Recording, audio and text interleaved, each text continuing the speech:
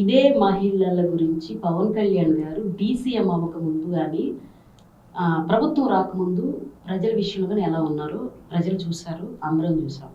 ఇదే డీసీఎం గారు ప్రభుత్వం ఫామ్ అయిన తర్వాత, వీళ్ళు ఫామ్ అయిన తర్వాత ఏ రోజు కూడా ఆడపిల్లల తరఫున డిప్యూటీ సీఎం మేము అంత పెద్దలు ఎంత పలకలేక ఏదో డీసీఎం అని పిలుచుకుంటున్నాం. సరే, పవన్ కళ్యాణ్ గారేనండి. డిప్యూటీ సీఎం అయిన తర్వాత, ప్రభుత్వం ఫామ్ అయిన తర్వాత ఆడపిల్లల తరఫున ఎన్ని రకాలుగా వెళ్ళి ఎంతమంది పరామర్శించారు? ఇప్పటికి దగ్గర దగ్గర 92-96 వరకు జరిగిన ఇన్సిడెంట్స్లో ఎనీబడి అసలు ఎవరి దగ్గరికన్నా వెళ్ళి ఏ రోజున పరామర్శించిందా? అంత ఇదిగా కబుర్లు చెప్పిన మీరు ఈరోజు ఏమయ్యారు? ఎక్కడికి పోయారు? ఏ రోజైతే మీ పిల్లలు సనాతన ధర్మం గురించి తిరుపతి టెంపుల్కి వచ్చారో ఆ రోజు జనాలందరూ చూసినప్పుడు కొంతమంది పిల్లలు బాగున్నారని చూసా. అఫ్ కోర్స్ అబ్యూజ్ అనేది ఎవరిని చేసినా అది తప్పే.